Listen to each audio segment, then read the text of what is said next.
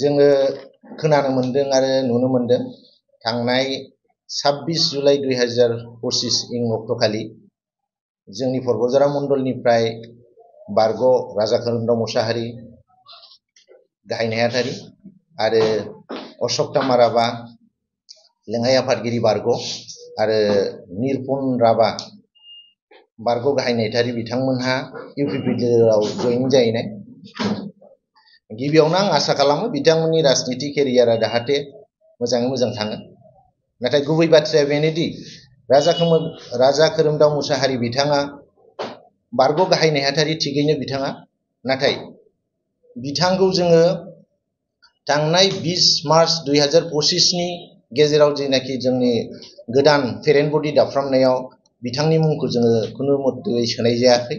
सोनाय जायैनि कारना बेनो बिथाङा गावनि संसाराव गोबां जेंनाखौ लानानै मोगा-मोगि जानांबाय थानांदों आरो बेजों लोगोसे बिथांनि संसाराव बियो गुबुन आइजोजों सोमोन्दो थानायलाय लोगोसे आरो जोंनि दलनि गेजेराव राङारि गुलाय-गुजाय नुजाथि होबाय थानायखाय बिथांखौ परबजरा पेरेन्ट बडिनिफ्राय जोङो बोखारनानै दोनथ'नाय जादों।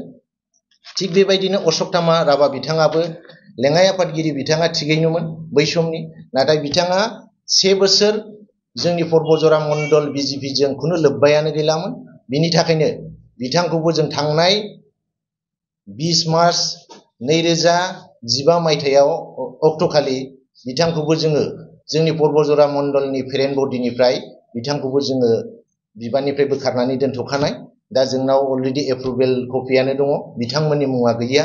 आरो बेजों लोगोसे जोंनि निरपन राभा बिथाङा 4 बोसोरनि सिगांनो बिथाङा रिजाइनेसन होखानाय।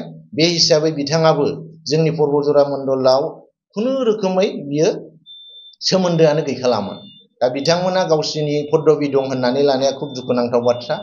आरो बिथांमोननि साथामबो जोंनि परबजरा मण्डलनिफ्राय थांनानै जि जोंनि बिजेपि दोलोखौ माबा मोनसे खथि खालामगोन जों बेखौ मालाबाबो गनायनानै लानो हाया। आरो बिथांमोना बुंनाय रावा जोङो मिसा होननानै लागोन। आरो बिथांमोना जोंनि परबजरा मण्डलनि सिङाव थानाय बिजेपि खुनु कार्यकर्ताखौनो जोंनि 1 इंसिबो समान बिसोरो जों खथि खालामनो हाया होननानै आङो बे परबजरा मण्डलनि गाहाय नेहाथारि हिसाबै आं गोरायै बुंनो हायो। दिनैनि बिथांमोना खुनु रोखोमै जोंनि बे बिजेपि वार्कारखौ लांनो हाया। बे बिथांमोननि ओरैनो बुंसावनाय बाथ्रा। आरो जों बेखौनो बुंनो हागौदि बिथांमोना बिजेपि दोलोनि नीति आदर्श मथे सोलिया। बिथांमोना नीति आदर्शखौ जुदि सोलियोमोनब्ला बिथांमोना धैर्य थानांगौमोन। बे साननैसोनि गेजेर बा 6 मासनि गेजेरावनो बिथांमोना गावसोर पदबि मोनैनि थाखाय बिसोरो गुबुन दोलोआव बारनो गोनां जादों। आरो दिनै जों खोनानो मोनदों आरो नुनो मोनदों बिथांमोना प्रेस मिट होदों, ससियेल मिडियायाव जों खोनानो मोनदों। बिथांमोना बुजिनो गोनां दि बिटिसि सरकारा बिजेपि एजिपि इउपिपिएल जथाय सरकार। नाथाय बे जथाय सरकाराव बिथांमोना इउपिपिएल दोलोआव थांनानै 24 घन्टा जायैनि आगोल प्रेस मिट होदों दे बा इभिक्सन बिजेपिआ इभिक्सन खालामनायनि थाखाय जोङो इउपिपिएल दोलोआव फैदों। नाथाय बिथांमोना बबे सरकाराव थांदों? जोंथ' जथाय सरकार ना। दिनै आं प्रमद बर' सार बिथाङा खुनु दिन बिजेपिखौथ' बिदि अपदस्थ खालामाखै, समाल'सना खालामै। बिथांमोनहाखौ जों बेखौनो बुंनो हायोदि बिसोर 24 घन्टानि गेजेरावनो दिनै बिजेपिखौ मोनसे समाल'सना खालामदों आरो गाज्रि रावजों बुंदों। आरो जों बेखौ दोलोनि जानानै बिथांमोनखौ जोङो सोंखारियो जाहाथे फैबाय थानाय दिनाव जोंनि बे जथाय सरकारनि गेजेराव जाहाथे गुलुं गुजुं खालामा बेबायदि बिबुंथिनि गेजेरजों।